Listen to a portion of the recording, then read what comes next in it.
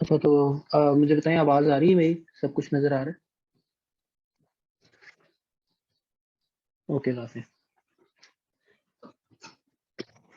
अच्छा, क्या हाल है? सब ठीक? पिछले लेक्चर में कोई सवाल?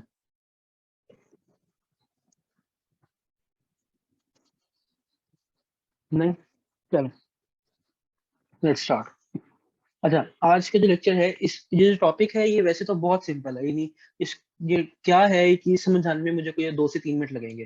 लेकिन सिंटैक्स जो है ना, वो तंग करता है बच्चों को बहुत ज्यादा। और वो the problem is made worse by the fact that these sectors don't tell you why specific syntax is the way it is. तो वो बस कहते हैं कि भाई बस सिंटैक्स है, सिंटैक्स ऐसे ही होता है, याद करो। ठीक है। और फिर ये कि कुछ एग्जाम्स आपके ऑन पेपर होते हैं, क्विज़ेस ऑन पेपर होते हैं अक्सर।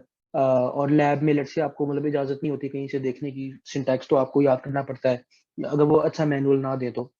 जब मैं टी था तो हम तो मैनुअल देते थे सारा कुछ। लेकिन अगर इस तरह का मसला हो तो वो बच्चों को बहुत तंग करता है इसका syntax. But I try to explain the syntax along is well, ताकि आप लोगों को याद करने में आसानी हो। But otherwise syntax should be given to you in lab manuals. अच्छा, तो आज का जो टॉपिक है मेन, वो ऑपरेटर ओवरलोडिंग है।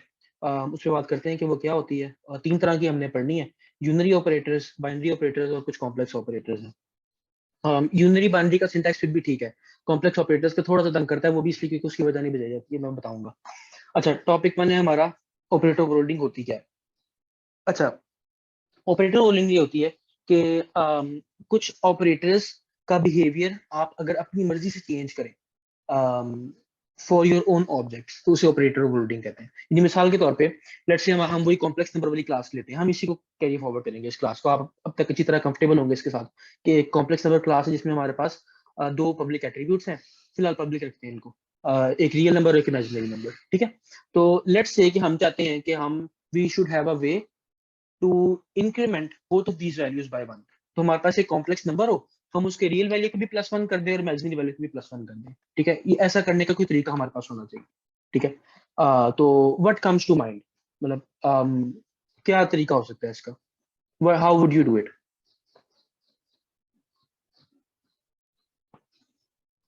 चैट में बता दें या बोल के बता दें, कोई मसला नहीं।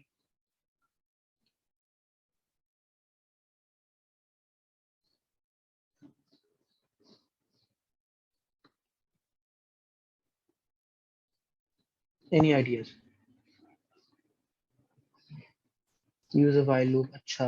तो देखो, दो दो दो मेन सॉल्यूशंस जहन में आते हैं। ये राफे ने ठीक, मतलब एक सही सॉल्यूशन है कि मतलब आई थिंक मैं शायद क्वेश्चन सही तरह समझाया नहीं, it's okay. Rafe is right कि आप एक फंक्शन लिख सकते हैं, एक मेथड क्लास का। फॉर एग्जांपल ये है इंक्रीमेंट वैल्यूज के नाम से, ठीक है। तो आप एक लेट से आपने एक कॉम्प्लेक्स नंबर बनाया है C1 के नाम से, तो आप बस C1 डॉट इंक्रीमेंट वैल्यूज का फंक्शन को मेथड कॉल करेंगे, तो दोनों वैल्यूज जो है +1 +1 हो जाएंगी। ठीक है, तो एक तो सादा सा सोल्यूशन ये है। ठीक है। एक और सोल्यूशन हो सकता है जो कि इट्स मच मोर इंटुइटिव, देखने में भी प्यारा लगेगा, हर दफा यूज करते भी बहुत सुकून पड़ेगा। वो ये है कि ये जो प्लस प्लस का ऑपरेटर होता है हमारे पास, जो आपने यूज किया होगा पहले, आई फॉर लूप लिखते हुए I++ आपने किया होगा, या वैसे भी यूज किया होगा। ये ऑपरेटर हम यूज कर सकते हैं। तो एक इंटीजर के ऊपर अगर आप आई, लेट्स से एक इंटीजर आई आपके पास, उसके आगे आप I++ अगर लिखते हैं, तो क्या होता है कि उस इंटीजर की वैल्यू +1 हो जाती है। राइट। तो इंटीजर से केस में तो ठीक है। um, हमारी अपनी क्लास के केस में, अगर हम अपनी क्लास के ऊपर ये प्लस प्लस का ऑपरेटर यूज करना चाहते हैं, तो वहां पे एक मसला है, वो ये कि C++ को नहीं पता कि इस क्लास के ऊपर इस ऑपरेटर का मतलब क्या होता है। तो C++ को ये तो पता है कि इंटीजर के आगे प्लस प्लस लगा होगा, तो इसका मतलब है इंटीजर की वैल्यू +1 कर दो। लेकिन हमारी कस्टम डिफाइंड क्लास के आगे अगर हम प्लस प्लस लिखेंगे, तो C++ by default does not no कि इसका क्या मतलब है। उसे नहीं पता कि मैंने रियल वैल्यू को +1 करना है, ये इमेजिनरी को +1 करना है, दोनों को +1 करना है, +2 करना है, +100 करना है, क्या करना है, इट डजंट नो। ठीक है। तो वो बिहेवियर हमें खुद से डिफाइन करना पड़ता है ऑपरेटर ओवरलोडिंग में। ठीक है। तो इन दोनों अप्रोचेस के अपने फायदे नुकसान है। जो लेफ्ट वाली अप्रोच है उसका फायदा ये है कि काम करता है, लेकिन मसला ये है कि जरा कम्बरसम है, हर दफा एक पूरे फंक्शन का नाम लिखना पड़ेगा, और ये फंक्शन का नाम याद रखना पड़ेगा। ठीक है। और थोड़ा अनइंटुइटिव है, मतलब that's not how how we normally do things in C++। जो राइट वाली अप्रोच है उसका फायदा ये है कि शॉर्टर है, मोर इंटुइटिव। ठीक है। और हमें आदत है इस तरह की सिंटैक्स की, specially when it comes to integers and doubles वगैरह। ठीक है।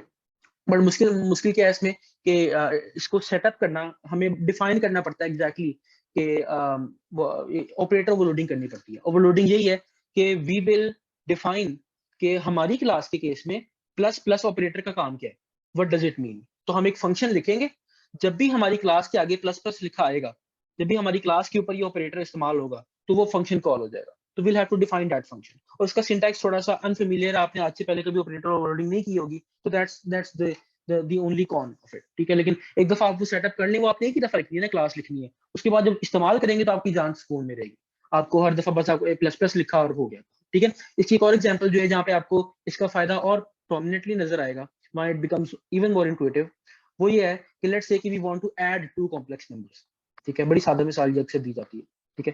तो मैथ्स में अगर आप दो कॉम्प्लेक्स नंबर्स को ऐड करना चाहते हैं तो कैसे करते हैं? तो फॉर इंस्टेंस, मेरा कहाँ गया या ये ना, just a second, let me, मेरा टैबलेट का सॉफ्टवेयर ऑफ है, इसलिए वो जरा ऑफ एक्ट कर रहे हैं। या शुड वर्क नाउ। अच्छा, वो आप कह रहे हैं कि repeat what is operator overloading. तो ऑपरेटर ओवरलोडिंग ये होती है कि मैं भी बताता हूँ, मसलन पिछली साइड पे अगर हम जाएं, तो ऑपरेटर ओवरलोडिंग ये होती है कि लेट्स से यहाँ पे मैं चाहता हूँ कि मेरी क्लास का एक ऑब्जेक्ट है C1, ठीक है। मैं उसके आगे जब प्लस प्लस प्लस लिखूं, तो हमारे ये जो कॉम्प्लेक्स नंबर है, इसकी रियल वैल्यू भी +1 हो जाए और इमेजिनरी वैल्यू भी +1 हो जाए, ये मैं चाहता हूँ, ठीक है। लेकिन ये खुद से नहीं होगा। मतलब यू वुड थिंक कि आप C1 प्लस प्लस लिखोगे तो C प्लस प्लस को समझ लग जाएगी कि अच्छा ये कॉम्प्लेक्स नंबर है और उसकी रियल वैल्यू +1 करनी है, इमेजिनरी +1 करनी है, but that's not the case. C plus plus को नहीं पता कि कॉम्प्लेक्स नंबर क्या होता है, ठीक है। ये आपने खुद से क्लास डिफाइन की है। C प्लस प्लस को नहीं पता कि व्हेन यू कि इस क्लास के ऊपर ये ऑपरेटर इस्तेमाल करने का क्या मतलब है। इट डजंट नो कि डू यू मीन कि आपने यहाँ पे सिर्फ रियल पार्ट को +1 करना है, या सिर्फ इमेजिनरी पार्ट को +1 करना है, या दोनों को +1 करना है, या +100 करना है, क्या करना है। C plus plus does not know, ठीक है। तो उस काम के लिए we need to define this behaviour. हमें बताना पड़ता है सी प्लस प्लस को कि एग्जैक्टली इसका मतलब क्या है, इस ऑपरेटर का, when it's used on our class, ठीक है। तो इसे ऑपरेटर ओवरलोडिंग कहते हैं। अभी हम करेंगे ये काम, ठीक है। मैं एक और एग्जांपल देता हूँ और साफ हो जाएगा। तो लेट्स से कि आपने दो कॉम्प्लेक्स नंबर्स को ऐड करना है, ठीक है। तो कैसे करते हैं हम नॉर्मली ये कि लेट्स से आपके पास एक कॉम्प्लेक्स नंबर है 2 + 3 आयोटा और एक कॉम्प्लेक्स नंबर है 4 + 5 आयोटा। तो इनको ऐड कैसे करते हैं? आंसर आ जाएगा, आप रियल पार्ट में रियल पार्ट ऐड करते हैं, इमेजिनरी में इमेजिनरी ऐड करते हैं। तो रियल पार्ट में रियल पार्ट ऐड करेंगे तो 6 आ जाएगा, इमेजिनरी में इमेजिनरी ऐड करेंगे तो 8 आउट आ जाएगा, ठीक है। ये आपका आंसर है, ठीक है। तो हमने यहाँ पे भी यही करना है, यानी कि अगर हम दो नंबर्स C1 और C2 को ऐड कर रहे हैं, ठीक है, तो हमने C1 के रियल पार्ट को C2 के रियल पार्ट के साथ ऐड करना है और C1 के इमेजिनरी पार्ट को C2 के इमेजिनरी पार्ट के साथ ऐड करना है। And this will give us C3।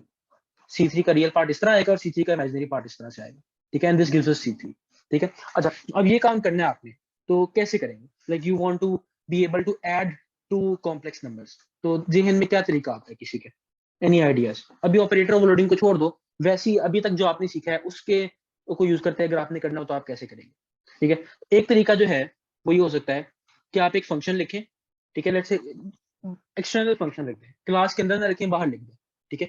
ये एक ऐसा फंक्शन है जिसको हम दो कॉम्प्लेक्स नंबर्स पास करते हैं, ठीक है, C1 और C2।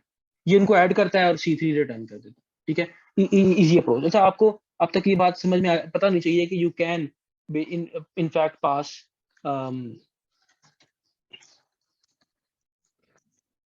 Objects to function. जिस तरह कोई भी वेरिएबल होता है, ऑब्जेक्ट उसी तरह का वेरिएबल होता है, ठीक है।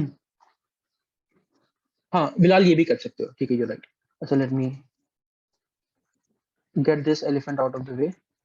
अगर आपके ज़हन में ये सवाल आ रहा है कि हम ये ऑब्जेक्ट फंक्शन को भी पास कर सकते हैं, तो मैं वो भी आपको एक दफ़ा साफ कर दूं। तो मैं अपनी ना वो जो हमारी क्लास थी लास्ट टाइम मेरे पास थी, वो वहां से कॉपी कर लेते हैं। कॉम्प्लेक्स नंबर वाली क्लास ये लिख लेते हैं खुद से, ये 2 मिनट लगते हैं। कॉम्प्लेक्स नंबर, ये ना यहाँ पे सेमीकोलन डालना याद रखा करें, ठीक है। ये फंक्शन की तरह नहीं है, इसके एंड पे सेमीकोलन आता है। अच्छा, तो हम दो पब्लिक वेरिएबल्स फिलहाल डिफाइन कर रहे हैं, एक है रियल, एक है इमेजिनरी, ठीक है। इसका एक डिस्प्ले फंक्शन भी लिख देते हैं जस्ट फॉर आर ईज। हम इस पे रियल पार्ट डालेंगे, फिर प्लस लिखेंगे, इमेजिनरी पार्ट डालेंगे, फिर आयोटा लिखेंगे, एंड देन एंड लाइन, ठीक है। ये डिस्प्ले का फंक्शन भी हमारे पास आ गया। अच्छा, तो वॉइड फंक्शन, ठीक है, और मैं कंस्ट्रक्टर भी लिख लेता हूँ। कंस्ट्रक्टर, आई होप कि आपने पिछली क्लास रिवाइज की होगी, तो मुझे ये भी समझाना नहीं पड़ेगा। तो मैं एक ओवरलोड कंस्ट्रक्टर लिख रहा हूँ, जिसको हम दो नंबर्स देते हैं, इंटीजर्स नहीं, डबल कर लें, ठीक है। और हम रियल को इक्वल टू आर कर देते हैं और इमेजिनरी को इक्वल टू आई कर देते हैं, ताकि हम जब कॉम्प्लेक्स नंबर क्रिएट करें उसी वक्त उसकी वैल्यू भी सेट कर दें। तो मैं अगर यहाँ पे एक C1 बनाता हूँ कॉम्प्लेक्स नंबर, ठीक है, तो मैं यहीं पे ओवरलोड कंस्ट्रक्टर कॉल करके उसको फॉर एग्जांपल 2 + 3 और की वैल्यू दे सकता हूँ, ठीक है, then I can display it. ठीक है, लेट्स रन दिस फंक्शन। जी, इसका नाम है ऑपरेटर ओवरलोडिंग डॉट सीपीपी। ठीक है, तो ये 2 + 3 आया हमारे पास, ऑल गुड। अच्छा, तो व्हाट आई वांट इज कि मेरे पास दो कॉम्प्लेक्स नंबर्स हो, एक और बना लेते हैं, ठीक है, T2 बना लेते हैं, वो है लेट्स से 4 + 5 आयोटा, ठीक है। और बाय द वे आपको इस तरह करने की जरूरत नहीं है, जिस तरह आप दो इंटीजर्स डिफाइन कर सकते हैं ना, ऐसे फॉर एग्जांपल int x = 2 और int y = 3 करने के बजाय आप यहाँ पे ऐसे कॉमा लगा के भी कर सकते हैं, ठीक है। आपने एक दफा बताया कि मैं इंटीजर्स डिक्लेयर कर रहा हूँ, और फिर आप आगे चाहे 10 इंटीजर डिक्लेयर करने कॉमा लगा लगा के, तो ये चल जाता है। यहाँ पे भी उसी तरह से यू कैन डू दिस, तो आप यहाँ पे ये कर सकते हैं, ठीक है, कोई मसला नहीं। तो आपने दो कॉम्प्लेक्स नंबर डिफाइन कर दिए, C1 और C2, ठीक है। अच्छा, तो अब मैं इनको ऐड करना चाहता हूँ, तो I can write an external function, ठीक है। मैं लिखता हूँ let's say add complex numbers. External function में मुराद ये है कि ये तो बाहर है, सो मैं फंक्शन लिख रहा हूँ, ये जावास्क्रिप्ट की टर्म है, सॉरी, लेट्स से फिलहाल अवॉइड करते हैं, ठीक है। फिलहाल ये एक्सटर्नल से मेरी मुराद ये है कि ये इस क्लास का मेथड नहीं है, मेंबर नहीं है, ये बाहर है, ठीक है। और इसको हम दो वो कॉम्प्लेक्स नंबर्स पास करेंगे, उनको ऐड कर देगा। तो you can pass a complex number to a function, कोई मसला नहीं है। तो लेट्स से ये दिस फंक्शन, जिस तरह आप कहते हैं ना एक इंट x और इंट y, कि ये दो इंटीजर्स ले रहा है, उसी तरह से आप इंट की जगह कॉम्प्लेक्स नंबर लिख दें, तो it will take complex two complex numbers x and y, ठीक है। तो हम ये फंक्शन कॉल करते हैं यहाँ पे ऐड कॉम्प्लेक्स नंबर्स, ठीक है, और उसको C1 और C2 पास कर देते हैं, ठीक है। तो ये दोनों वहां पे पास हो गए उसको, और and then we can add them up. और ऐड करने का हमें तरीका खुद से बताना पड़ेगा, we can't just say C1 + C2, ठीक है। उसको नहीं पता कि दो क्लासेस को कैसे ऐड करते हैं, दो ऑब्जेक्ट को कैसे ऐड करते हैं। तो हम पहले एक हमारा रिजल्ट वाला ऑब्जेक्ट बना लेते हैं जो हमने रिटर्न करना है, कॉम्प्लेक्स नंबर रिजल्ट, ठीक है, ये हमने बना लिया। अच्छा, क्या हो रहा है? अच्छा, वो कह रहा है डिफॉल्ट कंस्ट्रक्टर को एग्जिस्ट नहीं करता, आप इसकी वैल्यू बताएंगे इसे। तो या तो एक डिफॉल्ट कंस्ट्रक्टर खाली बना ले जो कुछ भी ना करता हो, ठीक है, या फिर ये कि यहीं पे इसको वैल्यू भी हम दे देते हैं, ठीक है। रिजल्ट वाला जो कॉम्प्लेक्स नंबर है जिसे हमने रिटर्न करना है, ठीक है, यहाँ से उसकी रियल वैल्यू क्या है? उसकी रियल वैल्यू है, मैं इनको ना C1 और C2 कर देता हूँ ताकि आपको कंफ्यूजन ना हो। उसकी रियल वैल्यू है C1 का रियल पार्ट प्लस C2 का रियल पार्ट, और रिजल्ट की इमेजिनरी वैल्यू क्या है? C1 का इमेजिनरी पार्ट प्लस C2 का इमेजिनरी पार्ट। ये हमारा रिजल्ट वाला बन गया कॉम्प्लेक्स नंबर, और इसको हमने रिटर्न कर दिया, ठीक है। अच्छा, अभी ये मुझे एक मसला देगा, वो कहेगा कि भाई ये फंक्शन की रिटर्न टाइप आपने वॉइड रखी हुई है और आप यहाँ पे रिटर्न करें। अच्छा, get use to reading errors, ठीक है। एरर्स आपको बताते हैं क्या मसला होता है। आप अक्सर बैठे होते हैं कि यार एरर आ रहा है, एरर आ रहा है। एरर को पढ़ लें अगर और उसको समझना शुरू कर दें तो it tells you exactly what's wrong. तो वो कह रहे हैं return value type does not match the function type. तो फंक्शन में जो आपने रिटर्न वैल्यू की टाइप बताई है वो वॉइड है, और यहाँ पे आप एक कॉम्प्लेक्स नंबर रिटर्न कर रहे हैं, तो हम वहां पे भी लिख देंगे कॉम्प्लेक्स नंबर कि we are this function returns a complex number, ठीक है।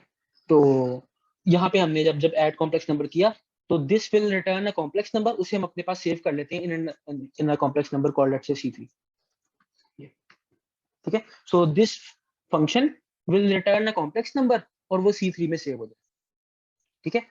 Any question so far? अच्छा, Hadid has a question. Question बता रहे हैं, in case we create an object inside a function and then return it out, can we be sure its memory will be available after we exit its scope? हाँ, बिल्कुल ठीक है। वो ये होता है बिल्कुल, it's exactly like creating an integer in a function and then returning it. तो जब आप रिटर्न करते हो ना रिजल्ट को, तो हमने यहाँ पे एक रिजल्ट ऑब्जेक्ट बनाया, ठीक है, मेमोरी में वो बन गया। When we return it, it's not like the same location of memory is returned. हम रिटर्न बाय रेफरेंस नहीं कर रहे। होगा ये कि रिजल्ट ऑब्जेक्ट की जो वैल्यूज हैं वो एक नए ऑब्जेक्ट में स्टोर हो जाएंगी जो कि हमने यहाँ पे बनाया। नोट के हमने दो ऑब्जेक्ट्स बनाए, एक इस फंक्शन के अंदर जिसका नाम है रिजल्ट, और एक हमने मेन फंक्शन के अंदर C3 बनाया। ये दो अलग अलग ऑब्जेक्ट्स हैं, इनकी मेमोरी लोकेशन भी अलग अलग है, ठीक है। तो हम C3 को जब इक्वल करते हैं to result, it's almost as if we are doing this. हम जब ये करते हैं तो रिजल्ट की का रियल नंबर का रियल पार्ट C3 के रियल पार्ट में शो हो जाता है, रिजल्ट का इमेजिनरी पार्ट C3 के इमेजिनरी पार्ट में शो हो जाता है, ठीक है। तो मेमोरी एलोकेशन जो है वो C3 की यूज हो रही है, and then result is removed as soon as its value is given to C3। नहीं, रिटर्न वैल्यूज हमेशा बाय वैल्यू पास होती है, ठीक है। अगर आप उसे बाय रेफरेंस पास करना चाहते थे तो आपको ये करना पड़ता है, यहाँ पे एक एंड लगाना पड़ता है, ठीक है, कॉम्प्लेक्स नंबर के साथ इधर एंड लगाना पड़ता है, ठीक है। बट और फिर ये मसला होना था कि as soon as the function ends तो रिजल्ट ने डिस्ट्रॉय हो जाना था, और यहाँ पे आपके पास you are now pointing C3 to variable that does not exist, ठीक है। हाँ, नहीं कोई मसला नहीं, मुझे भी बल्कि कल जब मैं ये लिख रहा था तो उस वक्त मेरे जहन में ये कंफ्यूजन आई थी कि अगर ये कैसे हो रहा है, मैं अगर रिटर्न कर रहा हूँ तो वो तो ये रिजल्ट ऑब्जेक्ट तो गायब हो जाएगा। तो I looked it up and then I learn it. तो गुड क्वेश्चन। अच्छा, एनी अदर क्वेश्चन? अच्छा, मैं पोल ले लेता हूँ क्योंकि मुझे लग रहा है कि शायद मैंने जरा स्पीड मारी है, तो जस्ट टू बी सेफ।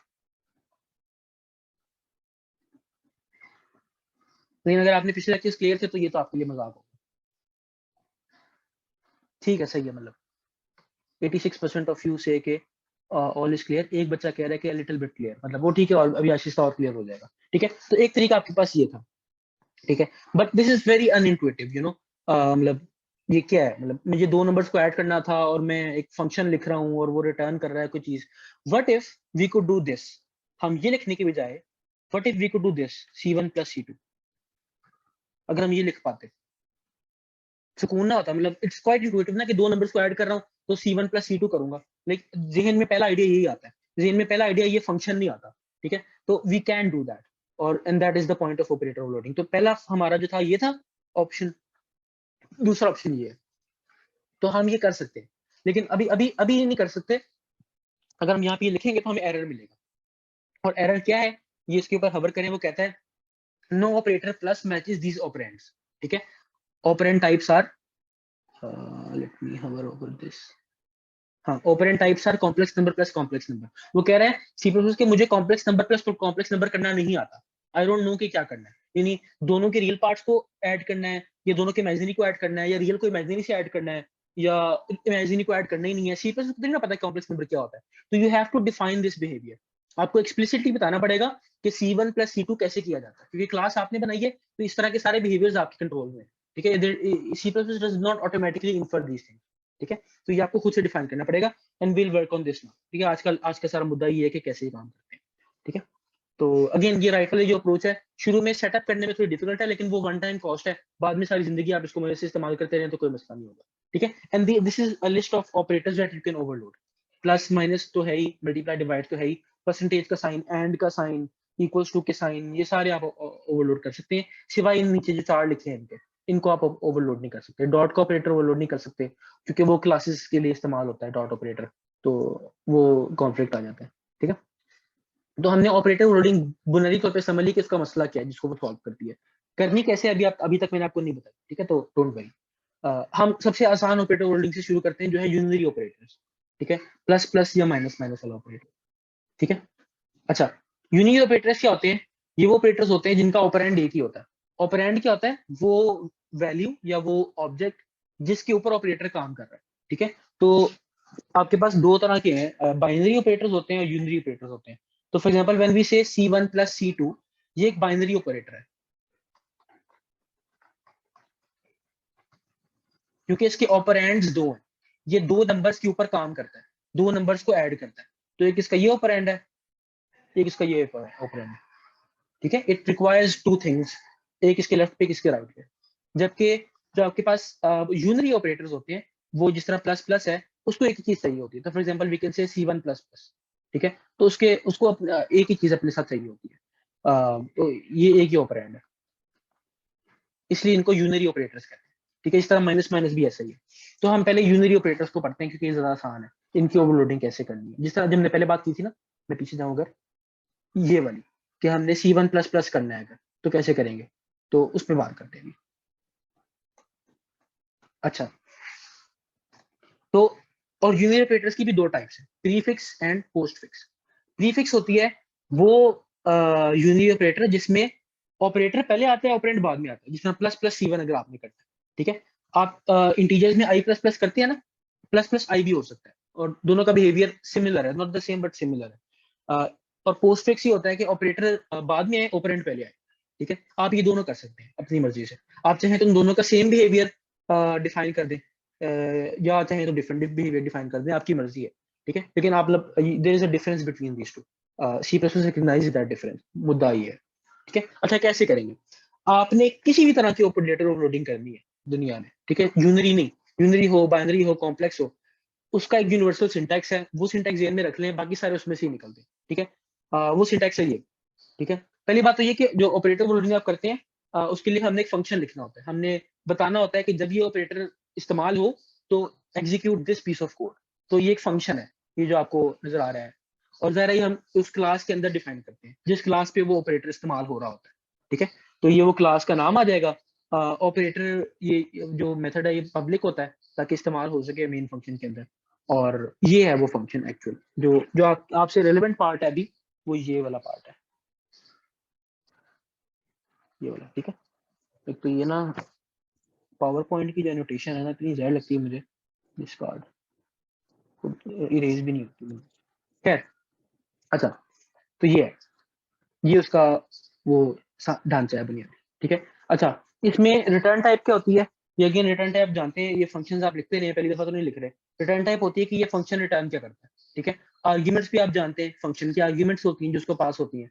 अच्छा, ऑपरेटर जो है ये एक लफ्ज है जो एज इट इज इस्तेमाल हो, आपने ऐसे ही OPERATOR ऑपरेटर लिखना है जब भी आप ऑपरेटर ओवरलोडिंग का फंक्शन लिख रहे हैं। इसका फायदा ये है कि इट हेल्प C++ रियलाइज कि ये एक आम फंक्शन नहीं है, इस फंक्शन का एक मकसद है। वो मकसद क्या है?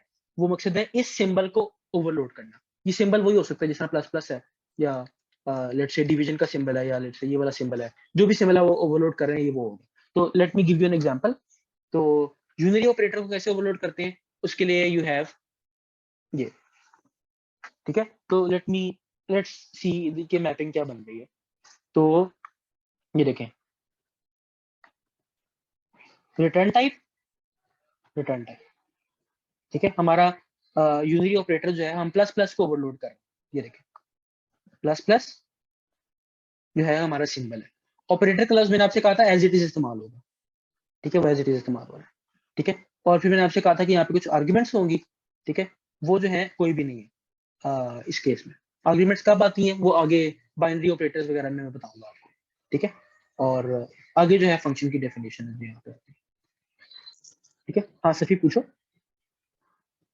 रिटर्न टाइप इंट नहीं होनी चाहिए इसकी?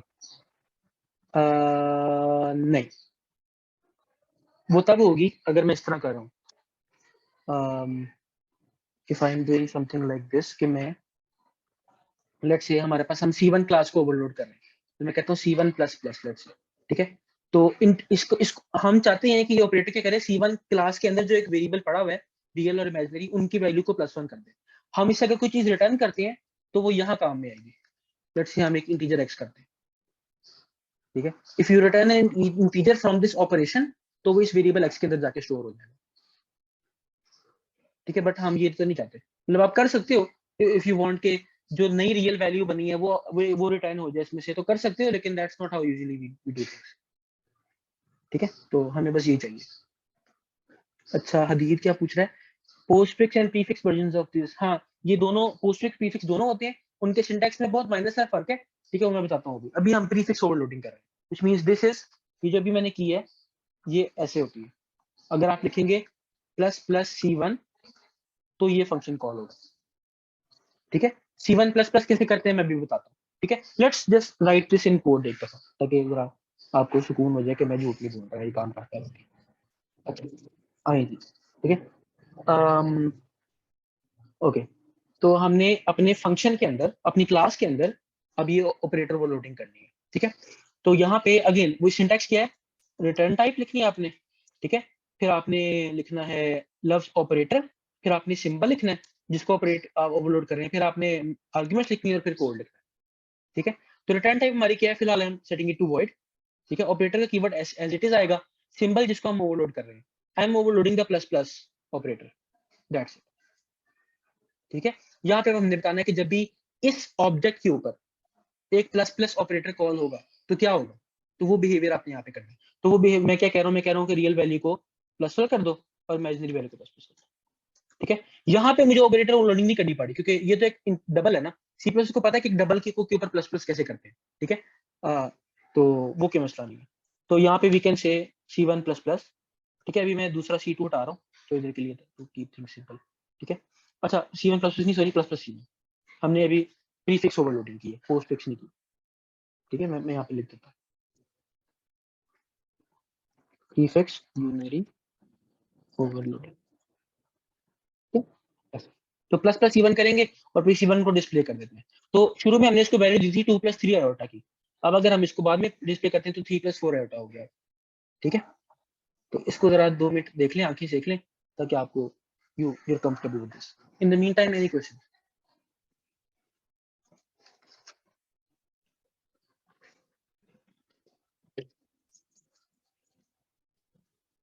ठीक है, तो हमने एक ऑब्जेक्ट के ऊपर प्लस प्लस जब लिखा तो C++ गया उस ऑब्जेक्ट के अंदर, उसने ढूंढा कि इस ये ऑपरेटर कहीं पे लिखा हुआ है कि इस ऑपरेटर को क्या करना है, तो उसको ये मिल गया फंक्शन यहाँ पे, उसने फंक्शन रन कर दिया, दैट्स इट।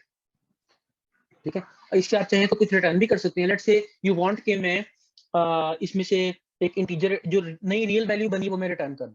ठीक है, इंट फॉर एग्जांपल आप रिटर्न करना चाहते हैं। ठीक है, तो यू कैन डू दिस, आप बाद में रिटर्न रियल कर दें। ठीक है, sure, go ahead. In that case फिर ये यहाँ इसकी जगह पे एक रियल वैल्यू आ जाएगी, वो आपको फिर कहीं सेव करनी पड़ेगी ऐसे करके, अगर आप करना चाहते हैं। मतलब वो जो वो कह रहा था वहाब कह रहा था, वहाब कह रहा था, हदीब कह रहा था, पता नहीं, तो वो कर सकते हैं, कोई मसला नहीं है। ये नॉर्मल फंक्शन से इनकी रिटर्न वैल्यू हो सकती है। ठीक है, फिर आदमी रख। अच्छा, पोस्ट फिक्स कैसे करते हैं? अगर मैं चाहता हूँ कि मैंने C1 प्लस C1 ही करना, मैंने C1 प्लस प्लस करना है, तो कैसे करेंगे?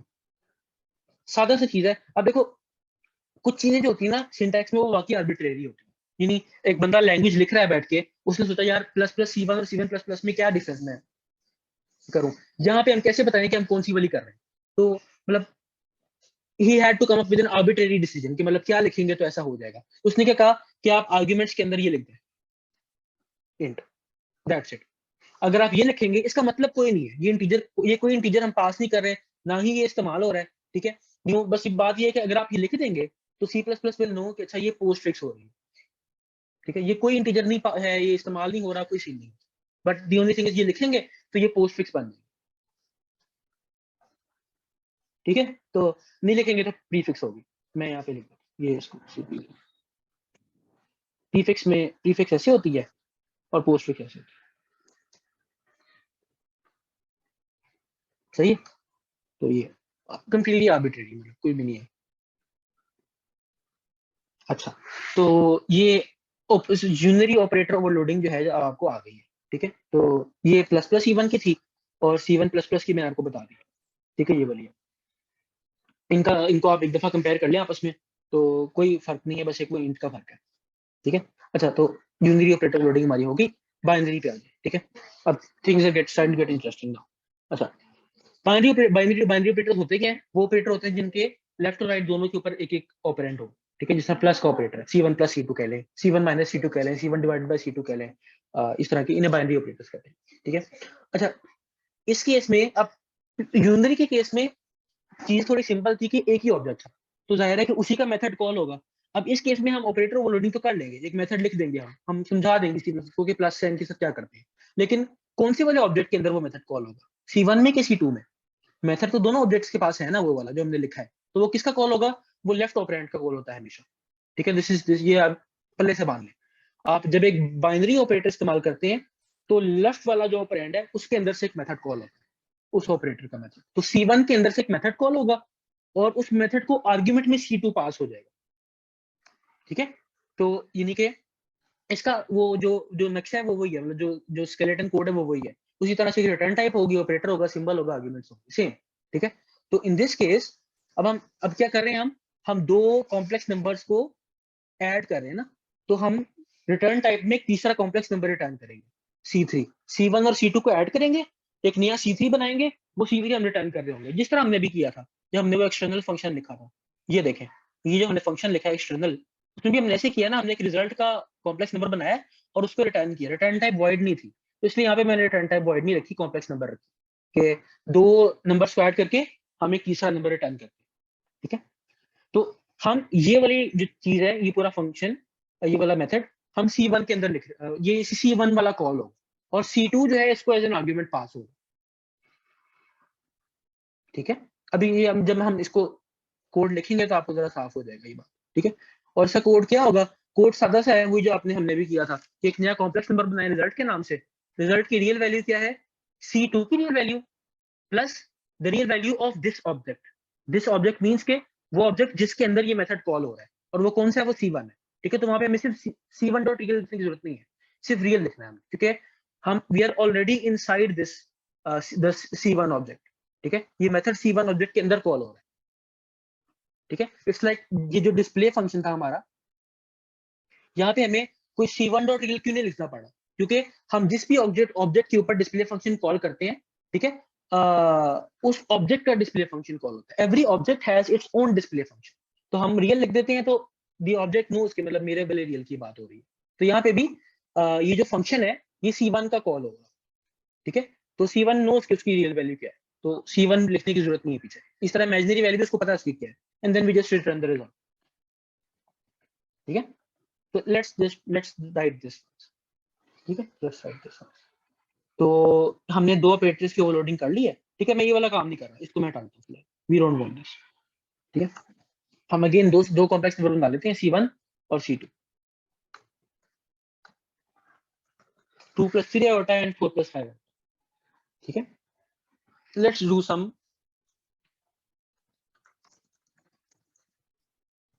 Binary operator overloading of the plus symbol. तो अगेन वही आपके पास फॉर्मूला है, रिटर्न टाइप लिखनी है, लव्स ऑपरेटर लिखना है, तो आपने सिंबल लिखना है, आर्ग्यूमेंट्स पास करनी है और फंक्शन। रिटर्न टाइप क्या है इस केस में, complex number. We add 2 numbers and return the third complex number. कौन सा सिंबल हम ओवरलोड कर रहे हैं, प्लस का। ठीक है, और आर्ग्यूमेंट क्या है, तो we are doing this, C1 + C2 कर रहे हैं। ठीक है, और उसको C3 में स्टोर कर रहे हैं। ठीक है, तो C1 का ये फंक्शन कॉल होगा और C2 जो है वो पास हो जाएगा इस फंक्शन को एज एन आर्ग्यूमेंट। तो एक कॉम्प्लेक्स नंबर हमें पास भी होना साथ में। ठीक है, इजी। ठीक है, अब आपने क्या करना है, वही काम करना है, आपने बस एक रिजल्ट का कॉम्प्लेक्स नंबर बनाना है। ठीक है, उसकी वैल्यू क्या होगी, उसकी वैल्यू होगी हम जिस ऑब्जेक्ट के अंदर है, यानी C1 के अंदर है हम, उसका रियल पार्ट प्लस C2 का रियल पार्ट, और ऐसे ही हम जिस ऑब्जेक्ट के अंदर है उसका इमेजिनरी पार्ट प्लस C2 का इमेजिनरी पार्ट। ये एक रिजल्ट ऑब्जेक्ट हमने बना लिया, इसे हमने रिटर्न कर दिया।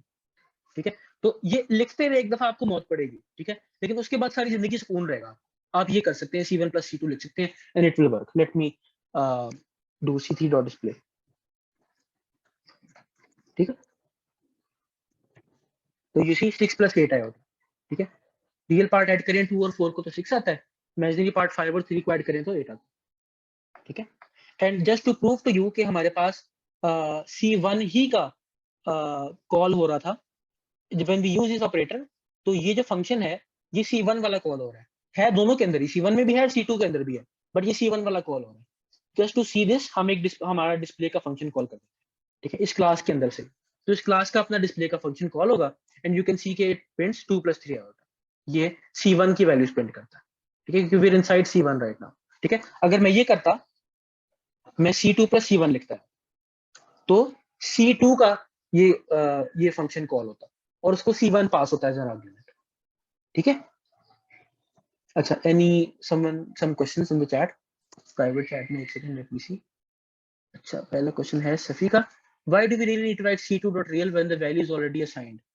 C2.real, यहाँ पे क्या मतलब, वैल्यू इज ऑलरेडी असाइंड, मतलब वैल्यू तो असाइंड है ही, हम रिजल्ट वेरिएबल की वैल्यू सेट कर रहे हैं। Basically what we are doing is कि वी आर सेइंग कि एक रिजल्ट वेरिएबल हमने बनाया, हम कह रहे हैं रिजल्ट की रियल वैल्यू है इस ऑब्जेक्ट की रियल वैल्यू प्लस C2 की रियल वैल्यू, और रिजल्ट की इमेजिनरी वैल्यू है इस ऑब्जेक्ट की इमेजिनरी वैल्यू प्लस C2 की इमेजिनरी वैल्यू। मैं ये कर रहा हूँ बेसिकली। तो मैं एक एम्प्टी कंस्ट्रक्टर बना ही देता हूँ ताकि हम दोबारा ऐड ना, ठीक है। अच्छा, the other question is from Hafsa. She says, what do we want to add three complex numbers? Which objects will be called? अच्छा, हाँ तो बड़ा इजी सीन है, देखो क्या होता है, ये अच्छा सवाल है बहुत। Let's say we have three complex numbers, हम यहाँ पे एक C3 भी बना देते हैं, and let's say that's 6 and 7, ठीक है। And what we want to do is we want to do C4 is equal to C1 plus C2 plus C3. अच्छा, तो C++ में the way this chaining works is के C++ पहले ये compute करता है, दो चीजों का सम करता है। तो when we sum C1 plus C2 what do we get?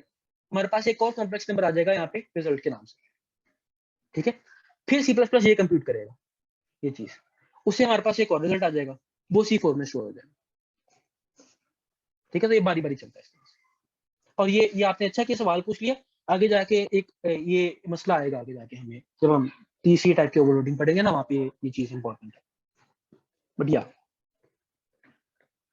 Any other question? Let me take a पोल।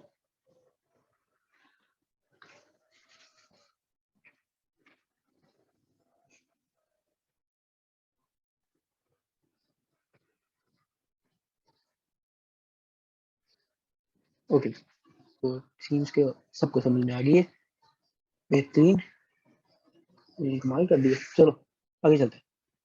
अच्छा, तो ये हमने कर लिया, ठीक है। बाइनरी ऑपरेटर्स की, अगेन ये ऑपरेटर कोई भी हो सकता है, प्लस प्लस माइनस माइनस, जितने मैंने आपको पीछे वो लिस्ट दिखाई थी ना, उनमें से कोई भी ऑपरेटर आप अपनी मर्जी से करते हैं, इंजॉय करें, खेलें इसके साथ, ठीक है। मल्टीप्लाई भी कर सकते हैं, तो मल्टीप्लिकेशन भी आप जानते हैं कॉम्प्लेक्स नंबर्स की होती है, जिसमें उसमें रियल और इमेजिनरी मिक्स हो जाते हैं सारे के सारे, तो वो भी आप लिख सकते हैं। You can do it as an assignment घर पे, ठीक है, ताकि आपको ज़्यादा साफ हो जाए। अगेन कुछ एडिशनल नोट्स की चीजें आपने याद रखनी है, एक ये कि बाइनरी ऑपरेटर्स के अंदर लेफ्ट ऑपरेंड का मेथड कॉल होता है, ठीक है, C1 का कॉल होगा।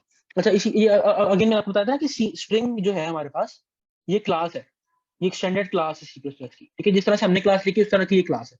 तो इसमें भी जो आप लेट से आप ये करते हैं, आप एक फॉर एग्जांपल आपने स्ट्रिंग डिफाइन की हेलो, ठीक है, और उसके अंदर आप कुछ ऐड कर रहे हैं ऐसे, ठीक है, ये एक ओवरलोडेड ऑपरेटर है जो उन्होंने डिफाइन किया हुआ, ठीक है। उसी तरह से जो आप करते हैं ये चीज, ये भी एक ओवरलोडेड ऑपरेटर है। मैं कहता था ना कि स्ट्रिंग असल में स्टोर होती है एज एन अरे ऑफ कैरेक्टर्स, ठीक है। तो जो आप ये इक्वल टू करते हैं ना, तो फिर वो ऐसे ही करते हैं, वो जो पुरानी अरे है उसको डिलीट करते हैं, एक नई डायनेमिकली अरे बनाते हैं, उसके अंदर ये वाले कैरेक्टर स्टोर करते हैं, लेंथ को अपडेट करते हैं, ये सब कुछ, ठीक है। तो वो बैक एंड पे कर रहे होते हैं। उन्होंने आपको बस ये ऑपरेटर्स दे दिए हैं ताकि आपको देखिए कितना सुकून है। अगर इसकी जगह ये होता कि आपको फंक्शंस यूज करने पड़ते, फॉर एग्जांपल डॉट सेट का फंक्शन यूज करना पड़ता, या इंक्रीमेंट करने के लिए आपको ये करने के लिए अगर आपको डॉट डॉट अपेंड का फंक्शन यूज करना पड़ता, ठीक है, तो वो कितना चूज होता। तो ऑपरेटर की मतलब कुछ फायदे हैं इस तरह के, खूबसूरत है, ठीक है। व्हाई इज इट इंपॉर्टेंट कि which complex number is called? It's not important, बस ये कि स्टैंडर्ड होना चाहिए ना, कोई हमें पता हो कि कौन सा वाला कॉल हो रहा है, ताकि वी डिसाइड द बिहेवियर उस हिसाब से। ये तो नहीं कि आर्बिट्रेरली वो चूज कर लेगा, या तो लेफ्ट कॉल कर देगा, राइट कॉल कर देगा, अपनी मर्जी से कोई कॉल करना होता है हमें बता दिए कौन सा कॉल होगा, ठीक है। So another question, is it legal to have plus as a symbol and then be multiplying the two complex numbers instead? हाँ हाँ, मतलब आप उसका बिहेवियर जो मर्जी डिफाइन करें, C++ को तो नहीं पता कि आप क्या कर रहे हैं अंदर, आपकी मर्जी है। तो आप फॉर एग्जांपल ये जो प्लस प्लस ऑपरेटर था, इसमें आपसे माइनस माइनस कर लें अपनी तरफ से, of course you would be an idiot to do so, लेकिन यू कैन डू इट। अच्छा, हरीफ पूछ रहा है can you only use operators already in C++, can you make your own, for example नहीं, वही वाले जो ये यहाँ पे अवेलेबल है ना, पीछे लिस्ट में थे, लेट मी गो बैक, ये वाले अंडरस्कोर में है, अंडरस्कोर नहीं है, दो डैश के सिंबल्स हैं, ठीक है। चलिए आगे चले हैं, एडिशनल नोट्स पे काम है, चलिए। Any other questions? If not then will move to the final type of operators, complex operators, ठीक है। अगेन ये भी बाइनरी ऑपरेटर्स हैं, ठीक है, लेकिन इसके अंदर एक मसला आता है, मैं बताता हूँ क्या।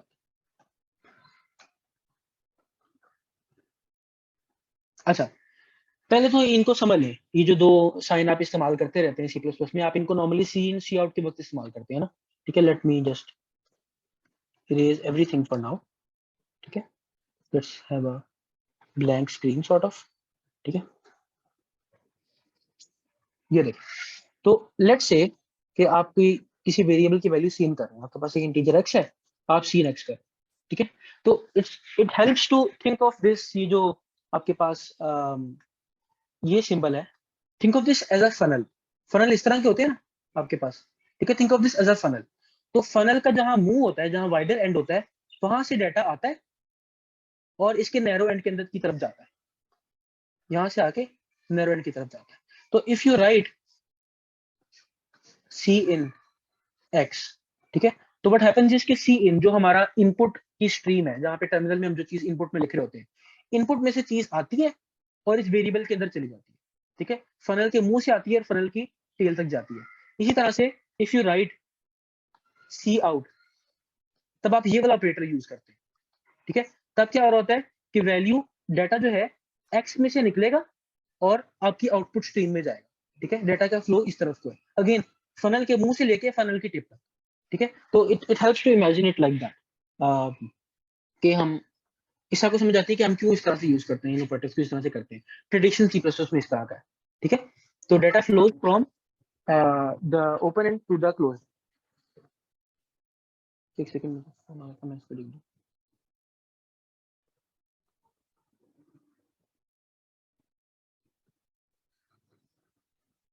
अच्छा, तो ये ओवरलोडिंग कैसे करते हैं? तो अगेन आपका फॉर्मूला सारा सेम है। अच्छा मुझे लग रहा है मैं जरा फटीग हो रहा हूँ, let's take a 5 minute please, ठीक है, उसके बाद आती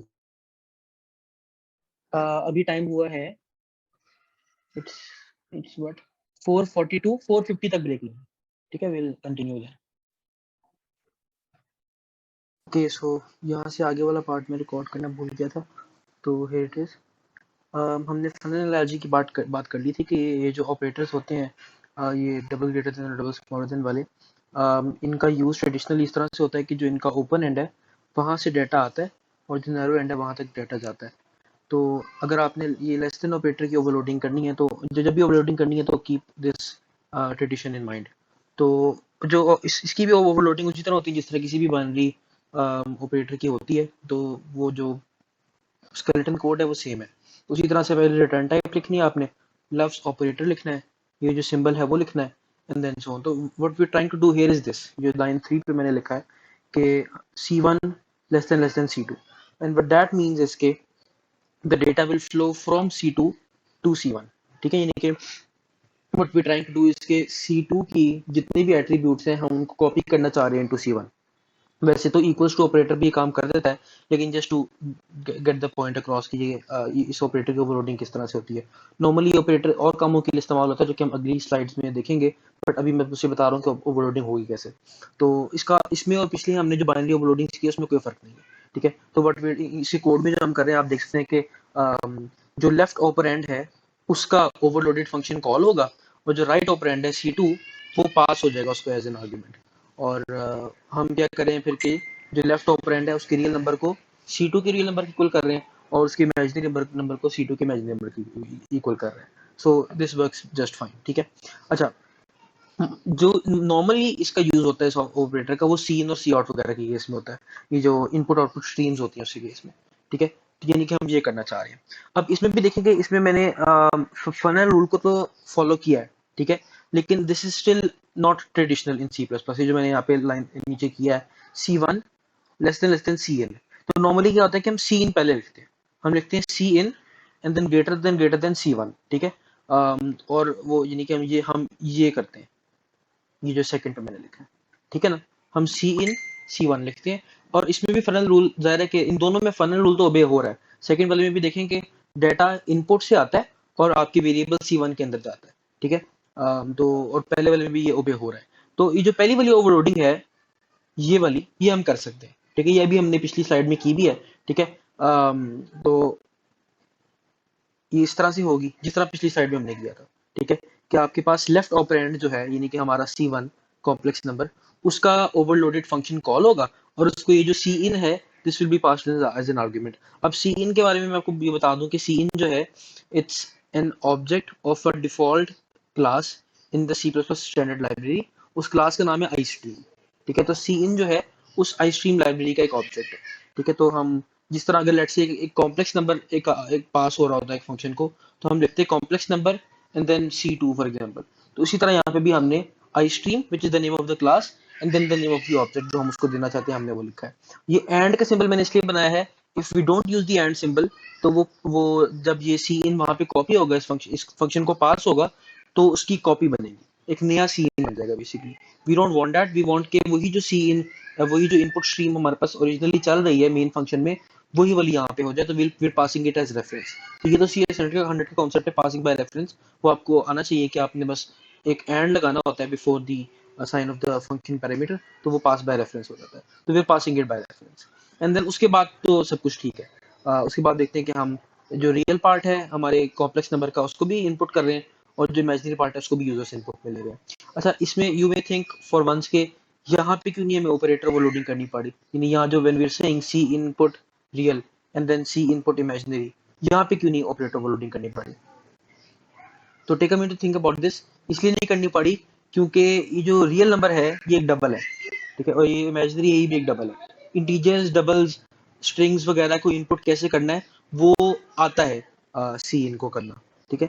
तो इन दिस केस ये जो ऑपरेटर है अगेन सी इन का ओवरलोडेड फंक्शन कॉल होगा क्योंकि वो लेफ्ट ऑपरेंड है, और ये जो रियल नंबर हमारा वेरिएबल है ये उसको पास होगा। तो सी इन नोज कि किस तरह से एक डबल को या एक इंटीजर को या एक स्ट्रिंग को इनपुट में लेते हैं, ठीक है। मसला ये था। अच्छा, हम ये क्यों नहीं कर सकते ये वाला काम, ये जो सेकंड पे मैं सीन राइट पे क्यों लिख रहा हूँ यहाँ पे जिस तरह मैंने लिखा है उस पे आ जाते हैं। देखिए, अगर हम सीन लेफ्ट पे लिखते हैं, ठीक है, सी इन C1 करते हैं which is how we normally do things, तो मसला क्या होता है? मसला ये होता है कि मैंने बताया था कि जब भी आपके ऑपरेटर यूज करते हैं तो लेफ्ट ऑपरेंड के अंदर उस ऑपरेटर का ओवरलोडेड फंक्शन कॉल होता है। तो यहाँ पे भी ऐसे ही होगा। तो when we write this second statement तो क्या होगा कि C++ will go into this cin object which belongs to the iStream class, और उस क्लास के अंदर वो ढूंढेगा ओवरलोडेड ऑपरेटर ये वाला, और उसको ऑपरेटर इस तरह का चाहिए होगा कि जो C1 को एज एन आर्ग्यूमेंट लेता हो, एक कॉम्प्लेक्स नंबर को आर्ग्यूमेंट में लेता हो। लेकिन मसला ये है कि सी इन की जो क्लास है उसको तो नहीं पता कि how to deal with complex numbers, ठीक है। कॉम्प्लेक्स नंबर्स तो एक हमारी अपनी बनाई हुई क्लास है। तो जब C++ की स्टैंडर्ड लाइब्रेरी लिखी जा रही थी उनको तो नहीं पता कॉम्प्लेक्स नंबर की क्लास होगी उसमें क्या होगा, ठीक है। तो दिस डज नॉट वर्क। इसलिए तो याद एक तरीका तो ये कि आप जाके सी इन की जो जो आई स्ट्रीम क्लास है उसे एडिट करने बैठ जाए, विच इज टेरेबल प्रैक्टिस, मतलब you should not do that. उसमें फिर ये भी होगा कि आप अपना कोड अगर किसी और को भेजेंगे तो चूंकि उनकी स्टैंडर्ड लाइब्रेरी को आपने एडिट नहीं किया हुआ तो उनकी उनके वहां पे वो कोड चलेगा नहीं, ठीक है। तो दैट वी कांट डू। तो फिर हम क्या करें? um, उसके फिर आगे तो इसका जो सोल्यूशन सी प्रोसेस निकाला वो ये है। अच्छा, बाय द वे, ये मैं अगेन वही जो बात मैं पीछे इन्फोर्स करना चाह रहा था कि जब हम ये करते हैं एक इंटीजर एक्स को डिफाइन कर डिक्लेयर करते हैं और उसे सीन में लेते हैं, तो यहाँ पे हमें ऑपरेटर ओवरलोडिंग क्यों नहीं करनी पड़ती? तो थिंक अबाउट दिस इजीली। इसलिए नहीं करनी पड़ती क्योंकि सी इन की जो क्लास है आई स्ट्रीम उसके अंदर ये वाली ओवरलोडिंग पहले से हुई हुई है, ठीक है। ये वो ओवरलोडिंग है जिसमें एक इंटीजर पास किया जाता है एज द राइट ऑपरेंड, तो वो उससे डील करना उसको आता है सी इन को पहले से, ठीक है। इसलिए यहाँ पे कोई मसला नहीं होता, ठीक है। अच्छा, वापिस इधर आ जाए। तो how do we solve this problem? हम सी इन के अंदर जाके ऑपरेटर ओवरलोडिंग नहीं करना चाह रहे, तो हम क्या करें? तो C++ ये हमें ये सोल्यूशन देता है कि वो कहता है कि आप एक एक्सटर्नल फंक्शन बना लें जो ना लेफ्ट ऑपरेंड की क्लास के अंदर हो ना ही राइट ऑपरेंड की क्लास के अंदर हो, बाहर एक एक्सटर्नल फंक्शन हो, ठीक है। और वो फंक्शन कैसा हो? ये फंक्शन ऐसा हो कि जो लेफ्ट और राइट ऑपरेंड दोनों को एज एन आर्ग्यूमेंट ले रहा हो, ठीक है। तो यानी कि लेट्स से अगर हमें एक ऐसा, यानी कि हमें इस केस में ऐसा फंक्शन लिखना पड़ेगा जिसकी पहली आर्ग्यूमेंट सी इन हो और दूसरी आर्ग्यूमेंट हमारा कॉम्प्लेक्स नंबर हो, ठीक है। तो अच्छा, ये इस तरह से होगा। देखिए, तो अगर हम ये करना चाह रहे हैं सी इन C1, तो अच्छा वो जो स्केलेटन कोड है वो तो सेम ही रहेगा। तो देखने में हमने इस फंक्शन को किसी क्लास के अंदर नहीं लिखना, देखने में इस तरह से होगा, ठीक है। तो हम फिलहाल वॉइड लिख रहे हैं यहाँ पे, ठीक है, इस पे बाद में आएंगे। अच्छा, ऑपरेटर का कीवर्ड ग्रेटर देन का सिंबल ही सब कुछ ऐसे ही है, ठीक है। और इसको दो आर्ग्यूमेंट्स पास हो रही है, एक हमारा लेफ्ट ऑपरेंड और एक हमारा राइट ऑपरेंड, यानी कि सी इन और फिर सी, और दोनों के मैं पास बाय रेफरेंस कर रहा हूँ। इनपुट को पास बाय रेफरेंस इसलिए कर रहा हूँ, मैंने पहले बताया था कि मैं एक नई इनपुट स्ट्रीम नहीं बनाना चाहता, और हमारे कॉम्प्लेक्स नंबर को पास बाय रेफरेंस इसलिए कर रहा हूँ क्योंकि I want to change the values of the real and imaginary part of this complex number. अगर मैं ये एंड ना लिखता तो इस फंक्शन के अंदर एक नई कॉपी बन जाती C1 की, और फिर मैं यहाँ पे जब C1 की रियल इमेजिनरी पार्ट की वैल्यूज को बदलता तो when we went back into the main function तो मेन फंक्शन वाले C1 की वैल्यू चेंज नहीं हुई होनी थी, क्योंकि हमने अपने फंक्शन के अंदर, ये ओवरलोडेड फंक्शन के अंदर एक नया C1 बनाया था और उसकी वैल्यू चेंज कर दी थी, और जब ये फंक्शन खत्म हुआ तो वो C1 भी डिलीट हो गया, और मेन फंक्शन वाले C1 के ऊपर कोई असर नहीं पड़ा, तो इसलिए we want to pass it by reference. Again ये CS100 के कॉन्सेप्ट है, ठीक है, और यहाँ पे इसका जो कोड है वो वही है जो पहले था, ठीक है, तो this will work just fine, ठीक है। अच्छा, अगेन वही बात, ये आप जेन में रखेंगे, यहाँ पे हमें ओवरलोडिंग क्यों नहीं करनी पड़ी, क्योंकि C1 डॉट रियल जो है दिस इज एन इंटीजर और डबल, ठीक है, और सी इन के अंदर इसकी ओवरलोडिंग पहले से हुई हुई है, ठीक है। अच्छा, तो दिस वर्क्स, आप इसको चला के भी देख सकते हैं, इट वर्क्स राइट, ठीक है, but not exactly, it works right, लेकिन in some cases it doesn't. What are those cases? वो केस है ये वाला, but if we do this cin C1 C2, मतलब इस तरह की चेनिंग हम करते रहते हैं, सी आउट में भी करते रहते हैं, सी इन में भी करते हैं, इसमें ये काम नहीं करेगा। अच्छा, क्यों काम नहीं करेगा? Pause the video and think about it. ये इसलिए काम नहीं करेगा क्योंकि ये देखें, ये जो चीज है जो मैंने रेड में हाईलाइट की है, व्हाट डज दिस रिटर्न। अच्छा देखिए, जब भी आप किसी ऑपरेटर की चेनिंग करते हैं ना, तो क्या होता है, लेट्स से आप करते हैं, मैं let me move to my code editor, ठीक है, यहाँ पे देखें, लेट्स से आपके पास एक इंट एक्स वाई और जी है, ठीक है, लेट्स से आप ये करते हैं, int result is equal to x plus y plus z, तो क्या होगा? अच्छा, इधर ये होता है, whenever you're using an operator more than once, तो ऐसा नहीं है कि ये पूरी की पूरी कंप्यूटेशन एक साथ होती है। सी प्लस प्लस पहले लेफ्ट से शुरू करता है, पहले कंप्यूटेशन करता है, एक्स प्लस वाई करता है, लेट्स से इसका जो भी रिजल्ट आया वो ये है, लेट्स से इसका आंसर वन आता है, तो वो यहाँ पे आ जाएगा, और फिर सी प्लस प्लस इसको इवेल्युएट करेगा और फिर उसके आंसर को यहाँ पे लिखेगा, इस तरह से, ठीक है। So when you are doing this, जब आप ये कर रहे हैं, क्या आप कर रहे हैं, सी इन C1 C2, ठीक है, तो क्या होगा कि सी प्लस प्लस सबसे पहले इस ऑपरेटर को, इस ऑपरेशन को परफॉर्म करेगा, ठीक है, और इसका जो रिजल्ट रिजल्ट आएगा वो यहाँ पे आ जाएगा इसकी जगह। अब हमने क्या किया है, मसला हमने ये किया है कि हमने इस ऑपरेशन की जो रिटर्न वैल्यू है उसको वॉइड रखा है, विच मीन्स कि यहाँ पे आ जाएगा वॉइड, ठीक है, और void C2 this does not make sense. तो what we ideally want is के ये जो ऑपरेशन है ये एक और सीन रिटर्न कर दे, यानी ये सीन ही रिटर्न करे, तब होगा कि ये चीज भी इट विल मेक सेंस, ठीक है। तो that's what we are going to do now. तो हमने बस ये फर्क करना है कि अब यहाँ मसला क्या आ रहा है, अगेन मैं ये रेड में जो हाईलाइट किया part, this returns void and when it returns void it doesn't make sense. तो द सॉल्यूशन इज कि आप हमारा जो फंक्शन है, ये रेड में देखें मैंने लिखा हुआ है, हम अपने फंक्शन से सीन को रिटर्न करें, ठीक है, एंड अगेन यहाँ पे मैंने I am returning the cin by reference, ठीक है, ताकि हम एक नया सीन ना बन जाए रिटर्न करते हुए। तो इससे फिर ये होगा कि ये जो C1 था, it will be replaced by another CN and this statement will still make sense, ठीक है। तो now this is done right, ठीक है। Now there is one small caveat, ठीक है, और वो ये है कि when you have such a function, तो लेट्स से हमने सॉरी, ये हमारा वो फंक्शन है, ठीक है, तो हमने इसको sorry just a second, this is from the last time I did it, ठीक है। अच्छा, तो अभी तक तो दिस वर्क्स फाइन, ठीक है। देखिए कि मैं एक C1 का ऑब्जेक्ट मैंने बनाया है, उसको मैंने C इनपुट लिया है और फिर से डिस्प्ले कर दिया, if I run this it will run fine, ठीक है। Let me run this G plus plus operator overloading, ठीक है। तो it says enter real part, यानी कि हमने जब ये लिखा लाइन 84 को, तो वो ये ओवरलोडेड ऑपरेटर के अंदर चला गया, एक्सटर्नल फंक्शन के अंदर, वो मुझे कह रहा है एंटर द रियल पार्ट, मैं 2 लिखता हूँ, इमेजिनरी पार्ट 3 लिखता हूँ, और फिर डिस्प्ले फंक्शन कॉल होता है and it displays the number as 2 + 3 iota, तो ऑल इज वर्किंग फाइन।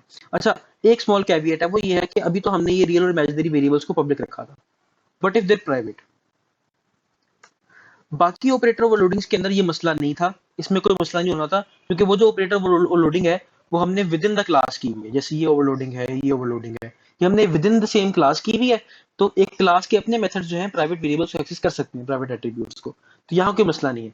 लेकिन ये वाली ओवरलोडिंग चूंकि हमने क्लास के बाहर एक फंक्शन में की है, तो यहाँ मसला आ जाएगा, और ये आपको आ रहा है यहाँ पे देखें, वो कहता है complex number real is inaccessible, ठीक है। एक क्लास के बाहर से कोई फंक्शन प्राइवेट एट्रीब्यूट्स को एक्सेस नहीं कर सकता उस क्लास के, तो how does C++ solve this problem? It gives us another feature which is called friend functions. तो अगर आप चाहते हैं कि क्लास के बाहर के एक फंक्शन को क्लास के प्राइवेट एट्रीब्यूट्स की एक्सेस मिल जाए, तो आप उस फंक्शन की जो डिक्लेरेशन है उसको यहाँ पे लिखें क्लास के अंदर, ठीक है, और उसके पीछे एक लफ्ज लिख दें फ्रेंड। तो अब C++ क्या करेगा कि कोई भी फंक्शन जिसका सिग्नेचर ये हो उसको इस क्लास का फ्रेंड बना देगा, विच मीन्स कि उसको इस क्लास के प्राइवेट वेरिएबल्स की एक्सेस मिल जाएगी। तो अब C1.real और C1.imaginary आप कर सकते हैं, डॉट ऑपरेटर के साथ आप ये प्राइवेट वेरिएबल्स को एक्सेस कर सकते हैं, आपको कोई मसला नहीं होगा। इसका एक और सोल्यूशन ये है कि आप एक ये फ्रेंड फंक्शन ना करते, आप गेटर्स और सेटर्स रख लेते, बट अगर आप वो भी नहीं लिखना चाहते तो दिस वर्क्स जस्ट फाइन। तो दिस कंक्लूड्स द लेक्चर।